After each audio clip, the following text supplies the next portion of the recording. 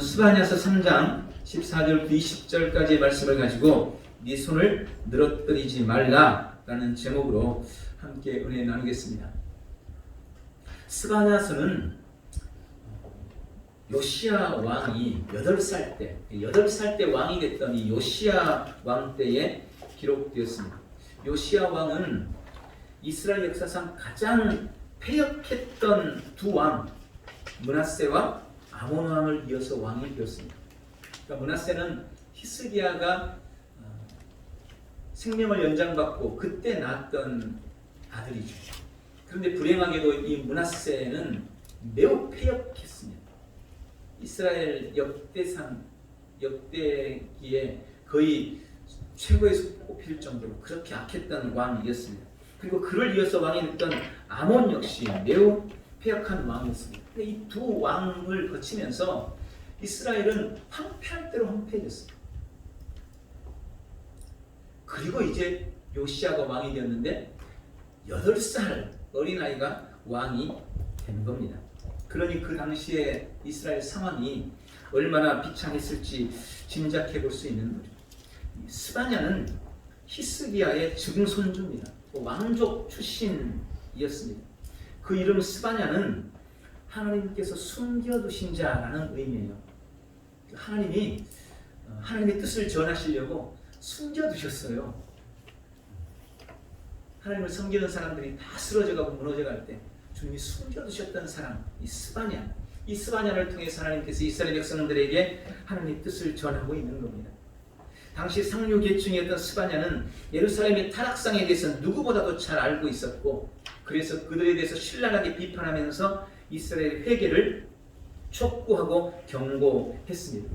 3장 1절부터 5절에 보면 그 당시에 이스라엘의 상황을 기록을 하고 있는데, 거기 보니까 예루살렘은 패역하고 더러운 곳이 되었고 백성 중에 하나님을 의뢰하는 자가 없고 하나님께 나아가는 자도 없다. 나라의 관리들은 사리사욕을 채우느라 사자처럼 울부짖고 있고 재판장들은 굶주린 저녁 이리와도 같다. 하나님의 뜻을 전해야 될 선지자들은 경솔하고 감사하며, 하나님의 사람들, 하나님의 뜻을 전해야 될 사람들이 경솔하고 감사했다. 또 제사를 드리는 제사장들도 성소를 더럽히며 율법을 범하고 있었다라고 기록하고 있습니다.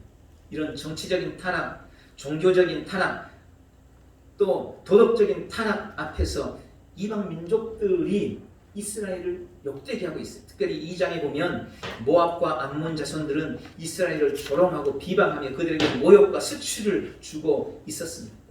이런 상황이 계속되면서 그나마 신앙의 명맥을 지켜오고 유지하려고 애를 썼던 믿음의 사람들조차도 이제는 다 손을 늘어뜨리고 두려워하며 낙심할 수밖에 없는 그런 지경이 되고 말았던 것입니다. 그런 배경에서 주님께서 주신 메시지, 스바냐를 통해서 주신 메시지가 오늘 본문의 말씀입니다.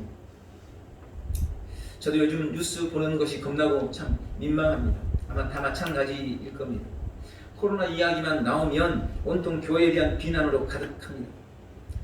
여러분, 우리나라 교회 수가 약 6만여 개로 알려져 있습니다. 6만여 개의 교회. 그 중에 코로나가 확진돼서 코로나 환자가 나온 교회는 6만 개 중에 몇 개나 될까요? 6만 개 중에 10%면 6천 개, 1%면 600개입니다. 한국교회 한 600개에서 코로나 나왔나요? 아니요, 그렇지 않아요. 지금까지 확진자가 나온 교회는 사실은 따지고 보면 한국 교회 전체 중에 0.1%도 안 된다는 의미예요. 아주 극소수일 뿐입니다. 그런데 0.1%도 안 되는 걸 가지고 전체를 욕하고 비난하는 경우, 여러분, 절대 흔하지 않습니다. 어떤 병원에서 어떤 의사가 잘못했어요. 그러면 온 병원, 온 의사들이 다 욕을 먹습니까? 그렇지 않습니다. 어떤 선생님이 잘못했어요. 어떤 학교에서 문제가 생겼어요. 그럼 온 선생님들이 다 욕먹고 모든 학교가 다 비난받습니까? 아닙니다.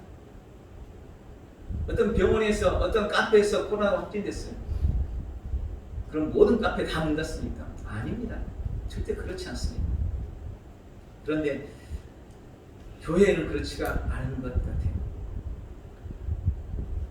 광주에서 특별히 안디옥 교회에서 집단 감염이 발생을 했습니다. 참 안타깝고 속상한 일입니다. 그런데 그 교회는 광주에 있는 수천 개의 교회 중에 딱 하나일 뿐이에요.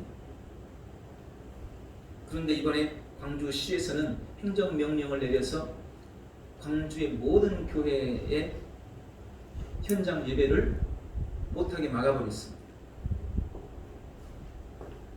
딱 하나 그 교회가 그렇게 된 것 뿐인데, 물론 그것에서 관계된 몇 분들이 또 다른 교회를 섬기고 있어서 그럴 수도 있어요. 그럼 안디옥 교회 잠깐 문 닫고 방역하고 또 그곳에 있는 사람들 지금 검사하고 있잖아요. 검사하면서 경로 파악해서 그분들 다시 해서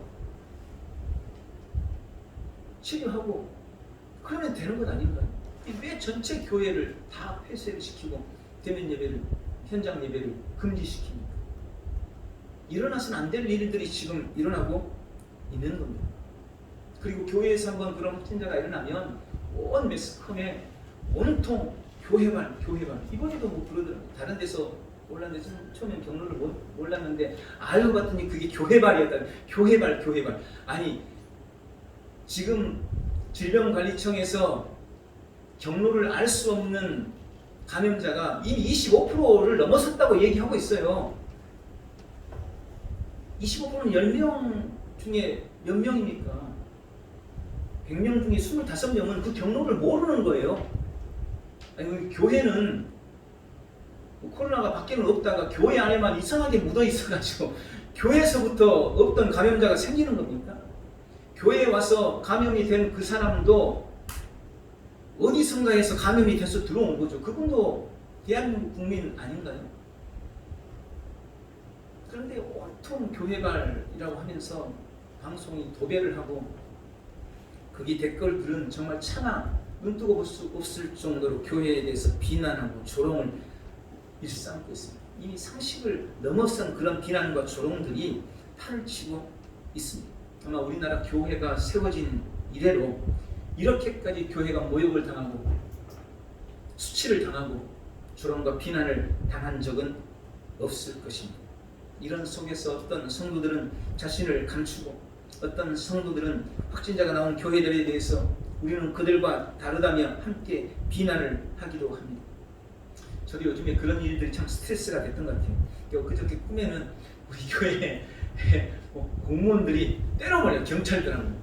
지금 예배를 드리는데 예배를 드리니 많이 하면서 막 다툼이 벌어 이런 꿈을 다 제가 다 꿨어요. 저만의 문제는 아닐 겁니다. 지금 우리는 모두가 다 정말 힘들고 어려운 시간들을 보내고 있습니다.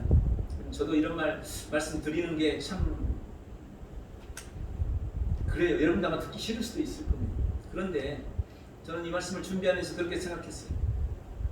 목회자의 설교가 우리가 강단을 통해서 듣는 말씀이 우리의 삶의 현장을 벗어날 수는 없는 거잖아요. 왜 우리가 말씀을 듣습니까? 삶의 자리에서 승리해 나가기 위해서 아닙니까? 주님은 목회자를 통해서 지금 이 시대, 지금 우리의 삶의 현장을 어떻게 이기고 어떻게 승리해 나갈 것인가, 그 속에서 내가 그리스도인으로서 어떻게 삶을 살아갈 것인가, 그것을 말씀하기 위해서, 그것을 가르쳐 주시기 위해서 목회자를 세운 거예요. 그런데 목회자가 현실과는 전혀 상관이 없는 딴 얘기만 하고 있다면 그거야말로 저는 직무유기라고 생각을 해요. 지금 우리 교회들이 처해 있는 상황들, 이런 상황들을 외면한 채 다른 말씀만을 드릴 수가 없는 겁니다. 제가 낙심되고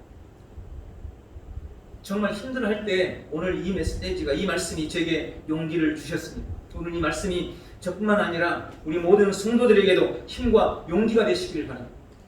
또 이 영상을 통해서 말씀을 듣는 모든 이들에게도 그런 은혜가 있기를 주님의 이름으로 축원합니다. 오늘 본문 스바냐서 3장 14절부터 20절까지는 총 3부문으로 나누어서 하나님께서 우리에게 주시는 명령과 주님의 약속이 기록되어 있습니다. 첫 번째 14절부터 15절에는 주님께서 그렇게 명령합니다. 그럼에도 기뻐하고 노래할지어다. 기쁨으로 노래할지어다. 14절에 시온에 따라 노래할지어다. 이스라엘아 기쁘게 부를지어다. 예루살렘 따라 전심으로 기뻐하며 즐거워할지어다. 여러분, 보통 노래는 저절로 나오죠. 기쁨이나 즐거움의 결과로 나오는 것이 보통은 노래입니다. 그런데 저는 이 14절에 노래하되 기쁨으로 노래하라는 이 메시지가 그저 보통의 즐거움이나 기쁨의 결과로 노래하는 것이 아니라고 느껴집니다. 오히려 지금 너희의 상황이나 현실이 너무나 힘들고 어려운데, 그럼에도 지금 절대 노래할 수 없지만 그래도 노래하라는 권면과 설득으로 들립니다. 제가 그래서 그럼에도 노래할지어다 라고 그럼에도를 붙였어요. 여러분, 성도는 현재 상황으로만 노래하는 사람들이 아닙니다. 주님은 이미 우리의 삶에 어떤 상황에서도 항상 기쁨으로 노래할 수 있는 충분한 이유를 우리에게 허락하셨습니다. 본문 15절이 바로 우리가 기쁨으로 노래할 수 있는 이유에 대해서 말씀해 주고 있습니다. 세 가지 정도로 말씀합니다. 첫 번째, 우리가 어떤 상황 속에서, 지금 이런 상황 속에서도 기쁨으로 노래할 수 있는 첫 번째 이유는 주님의 용서 때문입니다. 모든 사람은 죄인이라는 멍에를 졌습니다. 그리고 그 죄는 우리 인생에게 고통과 저주를 가져왔습니다. 성경은 지금 우리가 겪고 있는 갖가지 크고 작은 문제의 근원이 바로 우리의 죄 때문이라고 밝히고 있습니다. 그런 죄의 짐을 지고 있는 한 인생에게는 희망이 없습니다. 어떤 해결책도 임시 방편에 불과할 뿐입니다. 그런데 그 죄의 문제를 주님이 해결하셨다는 것입니다. 주님이 나의 죄에 대한 대가를 다 지불하셨습니다. 모든 형벌을 대신 당하셨습니다. 그것이 오늘 본문에 여호와가 너의 형벌을 제거하였다라는 말씀의 의미입니다. 주님이 이미 우리를 용서하셨다는 것입니다. 여러분, 이 용서의 은총을 믿는다면 우리는 어떤 상황에서도 주 앞에 노래할 수 있습니다. 왜냐하면 죄인에게 있어서 용서의 은총보다 더 큰 은혜, 더 큰 기쁨은 없기 때문입니다. 죄인이 내가 용서함을 받았다, 이 이유 하나만으로 우리는 노래할 수 있다는 것. 그래서 오늘 본문이 말씀하는 겁니다. 예루살렘에 따라 시온에 따라 기쁨으로 노래할지어다. 왜? 너희의 형벌이 제거되었기 때문에, 너희의 모든 죄가 용서받았기 때문에. 그런 은혜가 우리에게 있기를 주님의 이름으로 축원합니다. 두 번째, 우리가 어떤 상황에서 노래할 수 있는 이유, 우리에게 주신 이김 때문이라고 말씀하십니다. 5절에 네 원수를 쫓아냈으며 라고 말씀하고, 19절에도 내가 너를 괴롭게 하는 자를 다 벌하고 라고 말씀합니다. 우리는 우리의 원수인 대적 앞에서 한없이 작고 연약한 존재입니다. 사탄은 끊임없이 우리를 믿음에서 떠나게 하려고 미혹하고 우리의 삶을 노략질합니다. 그 원수는 세상을 장악하고 공중의 모든 권세를 잡고 있습니다. 여러분, 세상 권세가, 세상의 모든 정사가 사단 마귀에게 속해 있다는 것을 잊어서는 안 됩니다. 그런 원수를 우리의 힘으로는 이길 수가 없습니다. 원수가 우리를 까부르는 대로 그저 이리저리 휩쓸리면서 고통을 당할 뿐입니다. 그러나 이제는 더 이상 그럴 필요가 없다는 것입니다. 왜냐하면 하나님께서 그 원수를 내어 쫓으셨기 때문에, 그 원수를 멸했기 때문이라고 말씀하십니다. 예수님은 십자가에서 그 모든 원수를 이기시고 그 이김과 승리를 우리에게 허락해 주셨습니다. 그것이 우리가 어떤 힘들고 어려운 상황 속에서도 기쁨으로 노래할 수 있는 이유인 것입니다.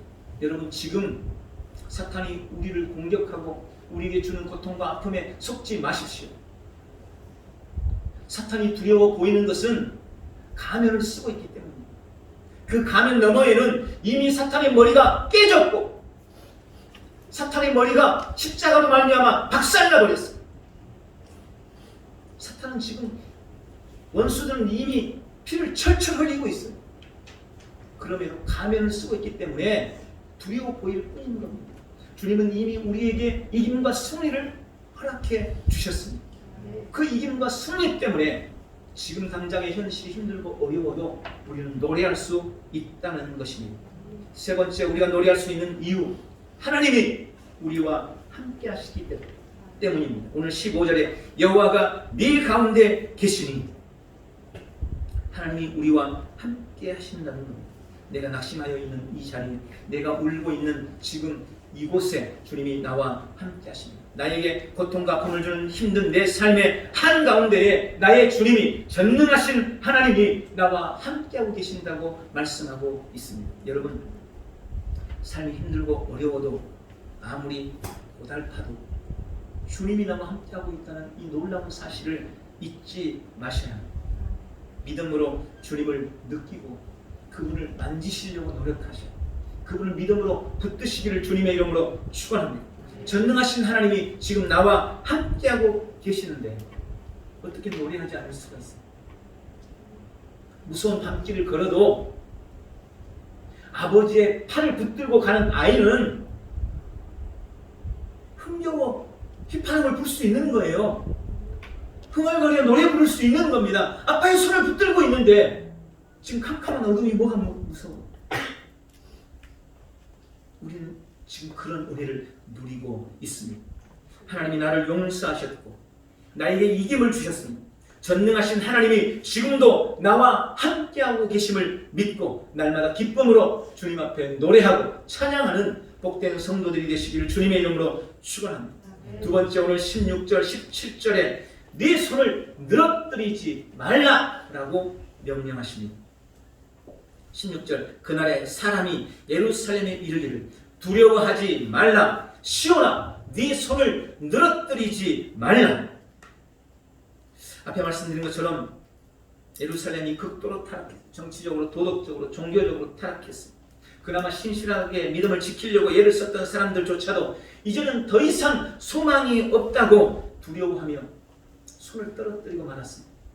여러분, 손을 떨어뜨렸다는 말은 낙심하고 있다는 말. 지금 우리의 현실과 여러 상황도 마찬가지입니다. 힘든 속에서도 어떻게든 믿음을 지켜가려고 애를 쓰는 우리에게 자꾸 낙심과 낭망의 소리들이 들려와요. 우리를 의기소침하게 만들고 한숨 쉬게 만듭니다. 어깨가 처지고 손을 늘어뜨릴 수밖에 없도록 그렇게 만들어가고 있습니다. 그런데 기억하셔야 돼요. 여러분, 우리가 잘 믿으려고 하니까 더 힘든 것입니다. 원래 그런 거예요. 그냥 감각 없이 흘러가는 대로 그냥 그렇게 흘러가는 사람들은 스트레스 받을 일이 없어요. 그런데 우리가 그렇게 흘러가는 것을 거스리고 뭔가 그렇게 흘러가는 세상 속에서 그리스도인으로서의 삶을 살아가려고 애쓰고 노력하다 보니까, 그러니까 우리에게 그것이 힘들고 고통이 되고 스트레스가 되고 또 그런 일련의 소식들이 때로는 낙심의 소식으로 들려지는 겁니다. 그러나 주님은 그런 이스라엘에게, 그리고 지금 그런 우리에게 그럼에도 불구하고 두려워하지 말라고, 낙심하고 있지 말라고, 네 손을 늘어뜨리지 말라고 말씀하고 계십니다. 그리고 그 이유를 역시 세 가지로 17절에서 말씀하시죠. 우리가 낙심하지 말아야 할 이유, 그럼에도 불구하고 두려워하지 말아야 할 이유, 우리의 손을 늘어뜨리지 말아야 할 이유, 그 첫 번째는 위에 함께 노래할 이유처럼 전능자가 나와 함께 하시기 때문이라고 말씀합니다. 17절에 너의 하나님 여호와가 너의 가운데 계시니 그는 구원을 베푸실 전능자시라. 16절에도 15절에도 하나님이 우리와 함께 하신다고 말씀하시고 오늘 17절에도 역시 동일하게 말씀하고 계시니 너의 하나님 여호와가 너의 가운데 계시니 그는 구원을 베푸실 전능자시라. 아프리카 어느 부족의 성인식 이야기를 들은 적이 있습니다. 그 부족은 어린아이가 12살이 되면 성인식을 치르기 위해서 성인식을 치르게 되는데, 성인이 되기 위해서는 반드시 통과해야 할 시험이 있습니다. 그게 뭐냐면 정글에서 혼자 밤을 새우는 것입니다. 성인식 전날 저녁에 소년의 아버지는 12살 난 이 아이를 데리고 깊은 정글 속으로 들어갑니다. 그리고 그 아이를 혼자 정글 한가운데 남겨두고 아버지 혼자 나옵니다. 그곳에 남아서 하룻밤을 견뎌내면 이 아이는 성인으로 인정이 되는 것이고, 무서워서 돌아와 버리고 만다면 합격하지 못하는 거예요. 성인이 되지 못하는 것입니다. 혼자 남겨진 이 아이는 밤새 두려움과 싸워야 합니다. 굶주린 맹수의 울음소리가 들려옵니다. 여러분, 산속의 밤이 얼마나 칠흑같고 얼마나 두려운지 아십니까? 저는 경험을 해봤습니다. 제가 시골 생쥐. 여러분은 모를 거예요. 그 두려움이 얼마나 큰지, 그 산속의 밤이 얼마나 무서운지. 그런 숲 한가운데서, 정글 한가운데서 이 소녀는 밤새 외로움과 두려움과 싸워야 합니다. 그렇게 기나긴 밤이 지나고 서서히 아침이 되옵니다. 아이는 아침이 되면서 깜짝 놀랍니다. 왜냐하면 자기 혼자 정글 속에 있는 줄 알았는데 그게 아니었던 겁니다. 아버지를 비롯해서 부족의 힘센 장정들이 창을 들고 이 아이의 눈에는 보이지 않았지만 이 아이를 둘러싸고 호위를 하고 있었던 거예요. 밤새! 날이 새면서 아이는 그것을 발견합니다. 그래서 짐승들이 덤벼들지 못했던 거예요. 맹수들이 덤벼들지 못했던 거예요. 아이는 그 모습을 보면서 진한 동족애를 느낍니다. 공동체 의식을 깨닫게 되는 거예요. 그리고 내 혼자가 아니었구나. 아버지가 나와 함께하고 계셨구나. 우리 동족들이, 우리 부족의 사람들이 나를 지키기 위해서 나와 함께 하셨구나. 이걸 깊이 깨닫게 되는 거예요. 여러분, 우리도 마찬가지입니다. 혼자가 아니에요. 하나님이 우리와 함께하고 계십니다. 내가 고통스럽고 내가 아플 때, 내 인생에 문제가 찾아왔을 때 나를 위해서 함께 기도해줄 믿음의 동역자들이 우리와 함께하고 있어요. 이 사실을 기억하시기 바랍니다. 우리 하나님이 함께하고 계신다는 것, 그것도 구원을 베푸실 전능자가 지금 나와 동행하고 계시는 것. 내가 어떻게 낙심하고 내가 어떻게 두려워하고 내 팔을 늘어뜨릴 수 있겠습니까? 힘을 내시기를 주님의 이름으로 축원합니다. 두 번째, 우리가 팔을 늘어뜨리지 말아야 할 이유, 하나님이 나를 기뻐하시기 때문입니다. 17절에 그가 너로 말미암아 기쁨을 이기지 못하시며, 여러분, 우리 삶의 최고의 의미는 주님께 기쁨이 되는 것입니다. 그것이 우리 삶의 이유며 우리 삶의 사명이며 내 인생의 가치를 결정하는 것입니다. 주님, 내가 주님의 기쁨이 되느냐 되지 못하느냐, 여러분, 그것이 내 인생의 가치를 결정한다니까요. 이 사실을 아셔야 됩니다. 주님이 기뻐하시면 되는 겁니다. 주님이 기뻐하시면 돼요. 갈라디아서 1장 10절에 바울은 고백합니다. 내가 사람들에게 좋게 하랴, 하나님께 좋게 하랴, 사람들에게 기쁨을 구하랴. 내가 지금까지 사람들의 기쁨을 구하였다면 그리스도의 종이 아니니라. 오직 하나님만의 기쁨을 구하겠다는 것, 하나님의 기쁨만을 구하겠다는 것, 그것이 바울의 고백이었고 모든 믿음의 사람들의 공통적인 고백이었습니다. 지금 상황과 환경은 힘들어도, 수많은 사람들에게 비난당하고 치욕을 당하여도 그런 속에서 믿음을 지키며 전심으로 주님께 노래하는 우리를 우리 하나님이 기뻐하신다고 말씀하고 계시는 겁니다.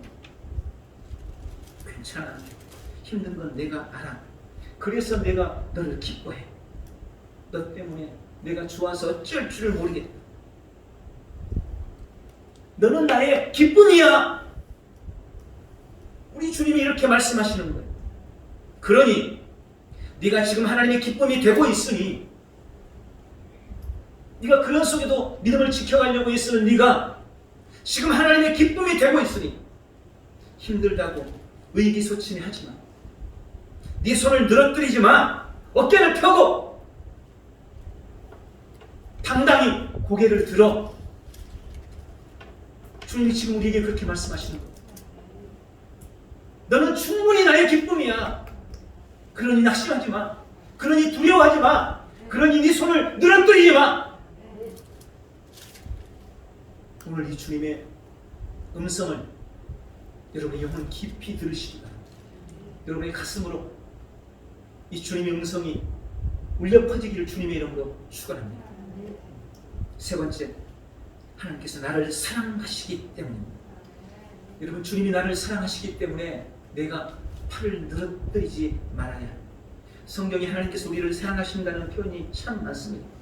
그 중에 참 개인적으로 묵상할수록 감동이 되는 표현 중에 한 가지가 오늘 본문의 말씀입니다. 17절에 그가 너로 말미암아 기쁨을 이기지 못하시니 너를 잠잠히 사랑하시니 너로 말미암아 즐거이 부르며 기뻐하시리라. 이 표현은 주님이 내가 사랑스러워져 어쩔 줄 몰라 하겠다. 여러분, 우리가 어린 아이를 보면 그렇잖아요. 너무 이뻐서 정말 막 깨물어주고 싶어. 눈에 넣어도 아프지 않을 것 같고. 여러분, 주님이 우리를 보고 지금 그렇다고 말씀하고 계시는 것입니다. 여러분, 이게 저의 과장이 절대 아닙니다. 이사야서 49장 16절 내가 너를 내 손바닥에 새겼다. 신명기 32장 10절 호위하시며 보호하시며 자기 눈동자같이 지키셨도다. 여러분, 주님이 나를, 내 이름을 당신의 손바닥에 새기셨다. 그리고 나를 지키시되 눈동자와 같이 지키시겠다고 약속하고 계십니다. 하나님의 우리를 향한 사랑의 절정, 사랑의 클라이막스는 바로 십자가입니다. 로마서 5장 8절에 우리가 아직 죄인 되었을 때에 그리스도께서 우리를 위하여 죽으심으로 하나님께서 우리에게 대한 자기의 사랑을 확증하셨느니라. 우리는 지금 모두가 다 하나님의 사랑의 핵폭탄을 맞은 사람들입니다. 그 어마어마한 하나님의 사랑, 상상할 수 없는 그 엄청난 사랑이 지금 나를 향하여 부어지고 있고 나를 향하여 쏟아지고 있는데 우리가 어떻게 낙심할 수 있겠습니까? 우리가 어떻게 손을 늘어뜨리고 두려워하며 떨고 있을 수 있겠습니까? 그러지 말라고 말씀합니다. 오늘 이 주님의 네 손을 늘어뜨리지 말라는 말씀 앞에 아멘하고 벌떡 일어나는 복되고 귀한 성도들 다 되시기를 축원합니다. 마지막 19절 20절에 낙심을 이긴 자에게 주시는 약속이 기록되고 있습니다. 낙심될 수밖에 없고 손을 늘어뜨릴 수밖에 없는 암담한 상황과 현실 속에서도 주님의 말씀을 따라 기쁨으로 노래하며 손을 늘어뜨리지 않고 포기하지 않고 소망을 향하여 달려가는 믿음의 사람들에게 우리 주님이 주시는 약속이 바로 19절과 20절입니다. 그때 내가 너를 괴롭게 하는 자들을 다 벌하고 저는 자를 구원하며 쫓겨난 자를 모으며 온 세상에서 수욕받는 자에게 칭찬과 명성을 얻게 하리라. 내가 그때 너희를 이끌고 그때 너희를 모을지라. 내가 너희 목전에서 너희의 사로잡힘을 돌이킬 때에 너희에게 천하 만민 중에서 명성과 칭찬을 얻게 하리라. 여호와의 말이니라. 오늘 본문에 세 가지를 주님이 약속합니다. 첫 번째, 우리의 모든 원한을 풀어주시겠다고 약속하십니다. 나를 괴롭게 한 자들을 벌하시고 인생의 억울함을 풀어주신다고 말씀하십니다. 주님은 보응하시고 신원하시는 하나님, 보상하시는 하나님이심을 믿으시기 바랍니다. 지금 세상의 득세함에 의기소침하지 마십시오. 그들의 비난과 조롱에 낙심하지 마십시오. 우리 주님이 갚아주실 것입니다. 그것을 믿고 끝까지 믿음의 선한 싸움을 싸우는 복된 성도들 되시기를 축원합니다. 두 번째, 우리 주님이 회복시켜 주시겠다고 약속하십니다. 모든 사로잡힘을 돌이켜 주시고 무너진 것을 회복시켜 주십니다. 우리의 예배를 회복하실 것입니다. 우리의 모든 관계를 회복하실 것입니다. 우리의 상황도 회복해 주실 것입니다. 눈물을 웃음으로 바꾸시고 우리의 병든 육체도 강건함으로 회복하여 주실 것입니다. 마지막 세 번째, 칭찬과 명성을 얻게 하십니다. 지금의 수욕과 온갖 모욕에 낙심하지 마십시오. 주님이 높여주시고 상을 주십니다. 비난이 칭찬이 되게 하실 것입니다. 조롱이 명성이 되게 하실 것입니다. 여러분, 교회는 주님의 교회입니다. 주님의 것입니다. 세상에 조롱거리가 되도록 주님이 그냥 두지 않으시고 기억하십시오. 우리 교회는 주님의 교회입니다. 한국 교회는 주님의 것입니다. 주님이 지금 이런 모든 힘들고 어려운 상황들을 기억하시고 반드시 원한을 풀어주시고 회복시켜주시고 칭찬과 명성을 얻게 하실 것입니다. 힘들고 어려운 시기를 보내면서도 믿음을 지키기 위해 신앙의 가치, 예배의 가치를 지키기 위해서 애쓴 우리의 모든 수고와 헌신을 주께서 기억하시고 약속처럼 원한을 갚으시고 회복시키시고 칭찬과 명성을 얻게 하시는 그날이 속히 올 줄 믿습니다. 말씀을 맺습니다. 그럼에도 노래하십시오.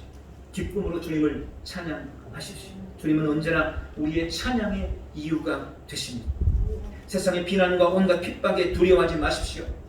손을 늘어뜨리고 낙심하지 마십시오. 구원자가, 전능자가 함께 하시는 주님이 우리를 기뻐하시는, 주님이 놀라운 사랑으로 우리를 사랑하고 계십니다. 그리고 약속을 믿으십시오. 원한을 풀어주시고 모든 것을 회복시키시고 칭찬과 명성을 얻게 하실 것입니다. 오늘 이 약속을 붙들고 힘차게 일어나는 복되고 귀한 성도들 다 되시기를 예수님의 이름으로 축원합니다. 기도하겠습니다.